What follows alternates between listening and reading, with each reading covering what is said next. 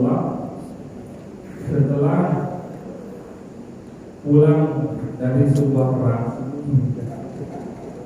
ketika sebelum masuk ke kota Madinah, beliau naik ke atas sebuah bukit, yang mana di bukit tersebut ikut bersama Nabi ada Sayyidina Umar, ada Zubair bin Awwam, ada Talha, termasuk di situ ada Sayyidina Ali bin Abi Thalib. Maka ketika naik ke atas bukit tersebut, bukit itu bergoncang. Maka Nabi mengatakan, hati. Ini beda sama kita, ya. Oh, bergoncang, hari itu goncang mana? Al-Qur'an keluar. Kalau Nabi apa? Dengan bumi ya, hati tenang. Fama 'alaika illa nabiyyun aw siddiqun aw syahidun. Karena di atas kamu ini sedang ada seorang nabi, Musa Nabi Muhammad, kemudian siddiqun, Sayyidina Abu Bakar, kemudian syahidun. Sahabat yang lainnya yang tiga syahid semuanya. Umar,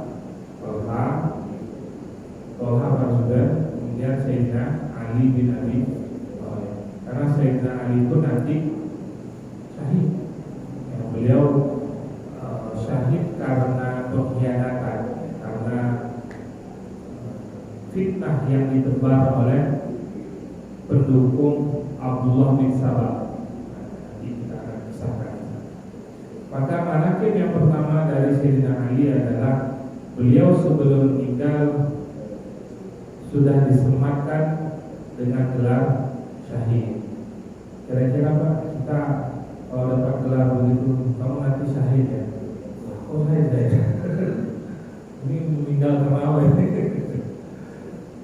Sahabat-sahabat itu kan banyak Pak gelar gitu ya. Sebelum jauh-jauh hari sebelum beliau meninggal, ketika Nabi masih ada, kamu nanti syahid, kamu ini, kamu itu. Termasuk kan Hasan Hussein, cucu beliau kan. Hasan itu kan protes ke Nabi, ngadu ke ibunya Fatimah, umi gitu ya. Kok Nabi selalu sih nyium Husain tuh saya di bibir gitu. Di leher ya, Husain di leher. Ya. Kalau Hasan nyiumnya di bibir. Ditanya Nabi ketika ditanya oleh Sayyidah Fatimah, kenapa ya Rasulullah? Kenapa satu dicium di leher, satu dicium di mulut sini? Karena kecil ya. Maka Nabi ketika menjelaskannya itu sampai berurai air mata. Wah sungguh cucuku ini nanti di padang mahsyar mereka lah pemimpin para pemuda-pemuda. Itu yang pertama. Kemudian yang kedua, cucuku ini yang satu dia nanti akan syahid dipenggal lehernya, Husain. Kemudian yang kedua, satu lagi akan syahid diracun sehingga keluar busa dari mulutnya, dimana itu sebabkan apa? Dicium di tempat tersebut gitu. Maka isyarat-isyarat seperti itu Nabi sering menyebutkan ke para sahabat. Kemudian yang kedua disebutkan dalam riwayat ketika dari Ali bin Abi Thalib, beliau sendiri meriwayatkan bahwasanya Rasul berkata kepadanya, mengutusku ke Yaman. Maka aku berkata kepada beliau, Ali berkata kepada Rasulullah, wahai Rasul, engkau mengutusku kepada suatu kaum yang lebih tua daripada aku, agar aku memutuskan perkara di antara mereka. Maka Nabi bersabda, idhab fa inna Allah ta'ala sayutayyibu lisanaka wa yahdi qalbak. Di sini menunjukkan bahwa Rasul memberikan isyarat kepada Sayyidina Ali tentang kealiman beliau. Karena permasalahan Yaman selesai. Ada masalah yang akan tuntas oleh sahabat-sahabat yang lain. Maka Nabi khusus mengutus Sayyidina Ali untuk menyelesaikan masalah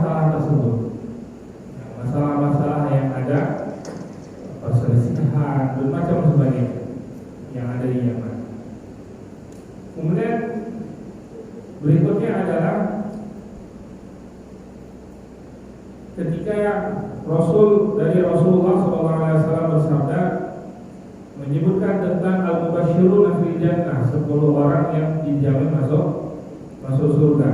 Yang dalam ada banyak hadis tentang sahabat-sahabat yang Nabi sampaikan ini ahli surga. Tapi dalam satu hadis langsung tersebut 10 orang, hanya nama ini saja. Artinya bukan hanya 10 orang itu saja yang masuk dari sahabat-sahabat mulia. Yang lainnya pun ya termasuk di antara Khadijah juga sudah dijamin masuk surga, Fatimah, anak-anak Nabi, sahabat-sahabat mulia lainnya, itu hampir semuanya dijamin masuk surga. Cuma ada hal menarik Pak, dari 10 orang sahabat yang Nabi sampaikan pasti masuk surga, 10 orang masuk surga ini disebutkan dalam riwayat Abu Bakar fil jannah wa Umar fil jannah. Abu Bakar umurnya 30-an tahun ketika hadis itu turun. Wa Umar fil jannah, sama karena selisih Umar dengan Abu Bakar tidak terlalu jauh selisihnya. Kemudian wa Utsman, sama Utsman juga tidak terlalu jauh fil jannah. Wa Ali umurnya masih belasan atau 16 tahunan kalau tidak. Ketika hadis itu turun, umurnya masih anak-anak, masih anak.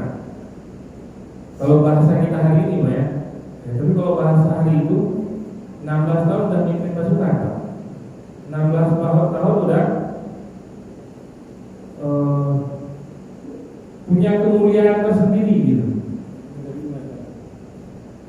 Hari ini kita 16 tahun kita apa ya? Udah bisa bangun pagi sendiri, nyiapkan keperluan sendiri, udah kita rasa hebat ya. Padahal tuntunannya umur 17 tahun itu mestinya sudah mandiri. 17 tahun itu udah enggak udah enggak begitu. Ya, udah enggak begitu. Wa Ali fil jannah wa Talha fil jannah. Talha perisai Nabi ketika perang Uhud. Wa Zubair fil jannah. Zubair sepupu Nabi karena ibunya Sofia. Jadi Sofia ya. Bibi Nabi yang sangat pemberani Pak. Yahudi yang naik atas tembok ketika perang Ahzab itu dipunggal. Biar tidak ketahuan kalau yang punggal itu perempuan, dia pakai apa? Dia tutup mukanya semuanya pakai jubah. Jadi seakan-akan kayak laki-laki. Karena Yahudi kira di benteng itu hanya ada perempuan. Benar cuma ada perempuan. Tapi Sofia, ibunya Zubair. Kemudian wa Abdurrahman bin Auf di Jannah. Ini orang kaya raya. Datang ke Madinah ditawarin Pak. Orang kaya Madinah. Saya punya 2 hektar gitu kebun kurma, 1 hektar buat kamu. Saya punya beberapa istri, saya ceraikan, kamu pilih salah satu, saya ceraikan, kamu kawin. Sampai ditawarin sebentar, apa kata Zubair bin Awam? Kasih. Enggak, terima kasih penawarannya. Pasar ada di mana? Yang beliau tanya apa? Pasar ada di mana? Setahun Pak, setahun udah juragan di pasar. Abdurrahman bin Auf. Maka ketika kita ingin belajar niaga, suksesnya berniaga, banyak-banyak baca kisah tentang Abdurrahman bin Auf. Bagaimana beliau berniaga, jual beli, tijarah, yang selalu untung, ya. Dan bahkan beliau sangat kaya raya. Sa'id bin Abi Waqqas, kemudian Sa'id bin Zaid fil jannah, wa Ubaidah Ibnu Jarrah fil jannah. Ini sahabat-sahabat yang umurnya itu di bawah ada 23 yang 30-an, yang selebihnya itu di bawah 20 sampai di bawah 20. Tapi yang masih sangat muda-muda. Dari 10 ini 7 orangnya itu masih remaja-remaja, tapi mereka sudah dijamin oleh Rasul masuk surga. Termasuk salah satu di antaranya adalah Sayyidina Ali bin Abi Thalib. Beliau sudah mendapatkan jaminan surga. Ini manaqib beliau yang ketiga ya. Kemudian yang keempat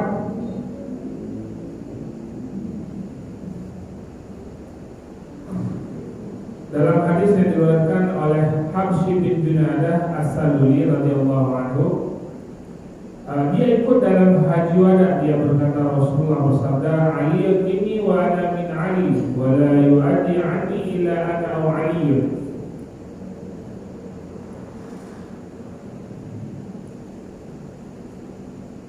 Ali bagian dariku dan aku bagian dari Ali. Tidak ada menunaikan untukku selain aku sendiri atau Ali. Pada tahun 9 Hijriah, pada saat haji, musim haji, Nabi mengutus Sayyidina Abu Bakar untuk berangkat haji dengan rombongan, berangkat ke Mekah. Sebelum berangkat, turun wahyu bahwasanya ada beberapa perintah Allah yang perlu disampaikan kepada penduduk Quraisy di Mekah. Di antaranya apa? Tidak boleh lagi tahun ini adalah tahun terakhir orang Quraisy yang bukan Muslim boleh tawaf di Ka'bah. Itu tahun 9 Hijriah. Nabi baru haji tahun 10 Hijriah, tahun depannya. Kemudian tawaf di Ka'bah nggak boleh dalam keadaan uriyana, tanpa busana. Itu sudah kisahkan ya, kenapa tanpa busana itu orang Quraisy. Dan ada beberapa poin lainnya. Ketika rombongan Sayyidina Abu Bakar sudah berangkat, dengan pesan yang disampaikan oleh Rasulullah, memang diamanahi kepada Sayyidina Abu Bakar untuk disampaikan ke penduduk Quraisy di Mekah. Ternyata baru beberapa hari perjalanan rombongan ini turun wahyu dari Allah bahwa pesan tadi itu yang berhak untuk menyampaikannya itu Nabi langsung atau keluarga Nabi. Adapun Sayyidina Abu Bakar tidak masuk dalam keluarga inti gitu ya. Ya walaupun beliau tadi jadinya mertua dari Nabi Muhammad SAW. Maka ketika itu Nabi mengutus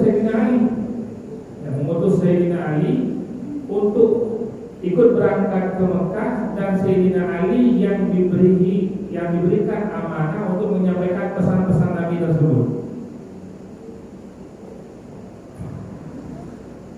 Maka ketika itu, setelah pelaksanaan haji tersebut, kemudian ketika balik lagi ke Madinah, Sayyidina Abu Bakar orangnya yang lembut, sangat lembut. Balik ke Madinah ketemu dengan Nabi, nangis. Ya Rasulullah, saya punya salah apa sehingga amanah yang awal dipesankan kepada saya dicabut, dan yang melakukannya adalah Sayyidina Ali yang menyampaikan pesan tersebut. Maka kata Nabi, Aliyun minni wa ana min Ali. Tidak ada salah apa-apa wahai Abu Bakar. Tidak ada salah. Karena kan sedih ya, kita dapat tugas terus dicabut lagi gitu. Tapi kan ini wahyu yang minta, Allah yang minta. Makanya Nabi menjelaskan kepada Sayyidina Abu Bakar, setelah paham beliau maksud dan tujuannya, sudah selesai, tidak mempertanyakannya lagi, karena memang ini perintah dari wahyu yang menyampaikan pesan-pesan tersebut harus dari keluarga Rasulullah SAW. Kemudian jadi manaqib beliau keempat adalah beliau adalah orang yang sering diamanahi perintah-perintah mulia seperti ibaratnya kayak apa ya, pesan-pesan tertentu penting banget itu kali yang nyampaikan. Ketika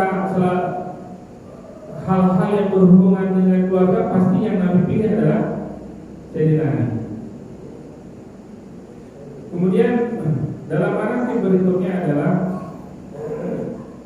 ketika paman Nabi meninggal, artinya ayah dari Sayyidina Ali meninggal, Ali menyampaikan pesan kepada Rasulullah bahwa ayahnya atau pamannya sudah meninggal.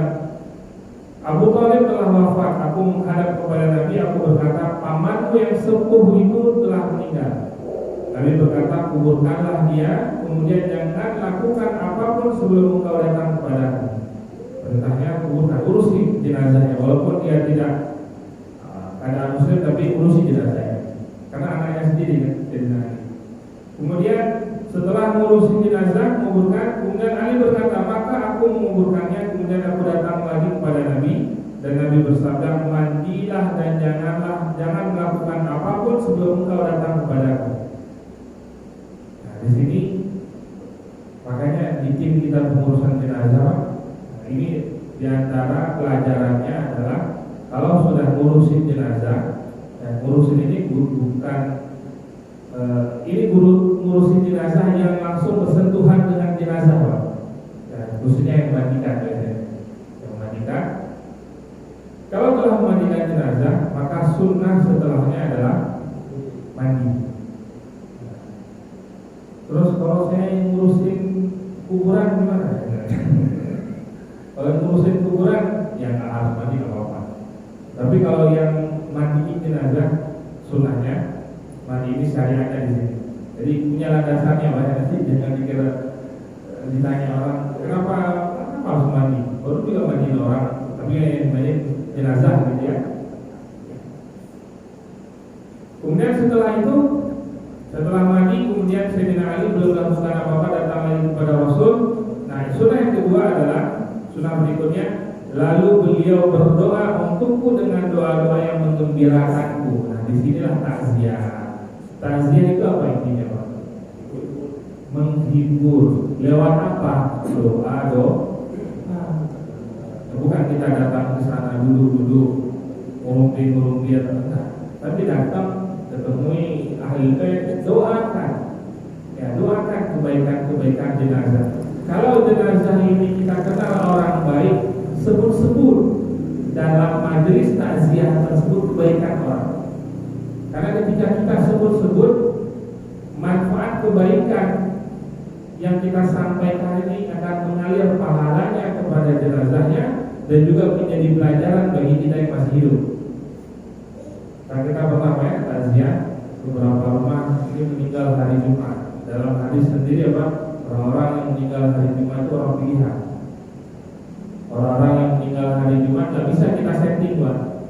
Kalau lahiran sesar bisa kita kita tanggal 17 Agustus lahir. Nah, itu masih bisa. Tapi kalau meninggal ada yang mau disetting meninggal pada apa? Tidak ada. Maka ketika meninggal hari Jumat, malam Jumat atau pagi Jumat, itu kan hari-hari spesial. Sampai dalam hadis Nabi dikatakan tidaklah seseorang meninggal malam Jumat atau pagi hari Jumat melainkan pahala baginya surga. Berarti karena iseng banyak. Terus begal yang mati hari Jumat gimana? Ya, tetap kembali lagi amalan mati. Tapi yang pasti hari Jumat hari yang spesial untuk meninggal. Kemudian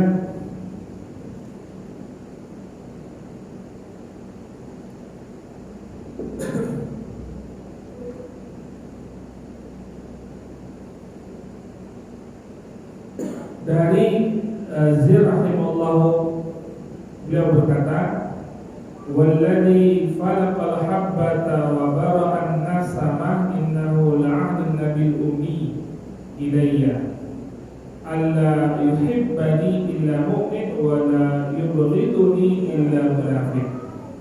Nah, ini diantara ini penting ya, penting kita pahami. Demi zat yang menumbuhkan biji-bijian dan menghidupkan manusia, ini adalah pesan Nabi kepadaku. Tidak mencintaiku kecuali orang mukmin dan tidak membenciku kecuali orang munafik. Dan ada cuma dari orang-orang Syiah biasanya hulunya terlalu tinggi. Hulu itu apa? Berlebih-lebihan sampai-sampai Sayyidina Ali dianggap sebagai Tuhan. Gimana kisahnya, Pak? Ketika Abdullah bin Sabah menfitnah, dia kan yang pengikut-pengikut Abdullah bin Sabah adalah yang membunuh Sayyidina Utsman bin Affan. yang masuk ke rumah Sayyidina Utsman bin Affan itu kan banyak, puluhan atau bahkan mungkin ada ratusan. Ketika satu kali kan yang pertama nebas tangan Sayyidina Utsman, kemudian yang lainnya ikut nusuk gitu. Sehingga nggak ketahuan siapa yang membuat meninggal Sayyidina Utsman itu nggak tahu. Artinya ya ramai-ramai itu dikeroyok gitu ya. Dan mereka semua ini adalah pengikut dari Abdullah bin Sabah. Maka Sayyidina Ali tangkap nih Abdullah bin Sabah. Kamu ini provokatornya. Sayyidina Utsman sampai meninggal. Kata Abdullah bin Sabah, karena memang intinya dia ingin memprovokasi, ingin berhudu. Siapa Abdullah bin Sabah? Dia orang Yahudi. Nanti orang-orang Syiah itu mengikut ajarannya Abdullah bin Sabah.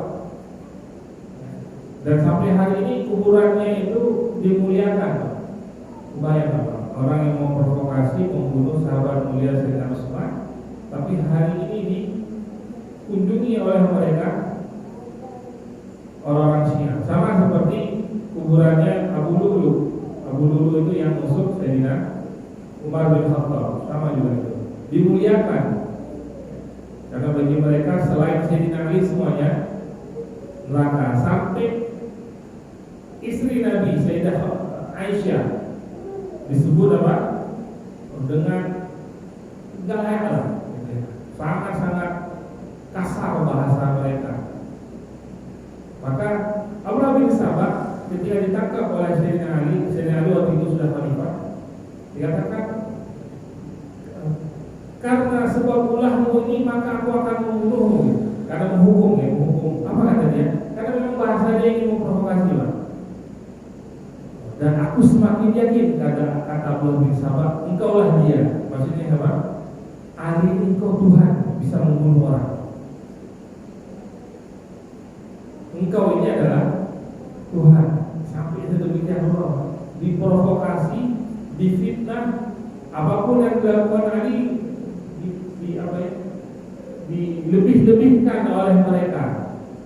Ya, sehingga muncul istilah yang kemarin kita sampaikan, akhwana Nabi, malaikat Jibril telah berkhianat. Mestinya risalah kenabian setelah Nabi Muhammad turun kepada Sayyidina Ali. Jibril dikhianati, dipunyai amanah Allah. Masa Jibril dicurigai Pak? Untung bukan malaikat Israel itu sikat. Jibril dicurigai. Maka di sini menunjukkan keutamaan untuk cinta kepada Sayyidina Ali. Nah, ini yang kemarin di awal kita sampaikan, hati-hati ya, terkait masalah permasalahan hari ini yang ada di kita tentang nasab abaid itu ya. Kalau kita nggak punya ilmunya, jangan mudah-mudah berkomentar. Kalau kita nggak ngerti masalah risalah silsilah, udah mendingan kita menghindar dari perselisihan yang kita nggak punya ilmunya. Karena ketika kita benci dengan keluarga Nabi, kata Sayyidina Ali apa? Mereka jelas orang-orang munafik. Kemudian manaqib yang berikutnya yang ketujuh adalah dari Ibnu Abi Lail radhiyallahu anhu yang berkata, Ali bin Abi Thalib menyampaikan kepadaku bahwa Fatimah mengadukan kesusahan yang disebabkan oleh penggilingan. Sayyidina Ali kan keluarga sederhana, sangat sederhana beliau, sehingga tidak ada budak di rumah beliau. Istri beliau Fatimah semua pekerjaan rumah dikerjakan sendiri. Karena semuanya dikerjakan sendiri, mulutnya sendiri, ya, nyuci ya sendiri. Kalau kita sekarang nyetrika ya sendiri, atau sapu-sapu ya sendiri, bersih-bersih ya sendiri. Tapi tangannya kasar. Dan Sayyidina Ali merasa kasihan dengan istri beliau. Ini anak Nabi, ini anak kesayangan Nabi, tangannya kok kasar, nggak tega. Tapi beliau sendiri ingin mencarikan pembantu, nggak sanggup bayar. Maka setelah sebuah peperangan, Nabi memiliki beberapa orang budak, dapat ghanimahnya budak. Sayyidina Ali menyampaikan kepada Fatimah, wahai Fatimah, Rasulullah baru saja mendapatkan ghanimah budak. Mungkin karena di rumah Nabi kan ada beberapa budak yang memang membantu urusan rumah tangga beliau. Maka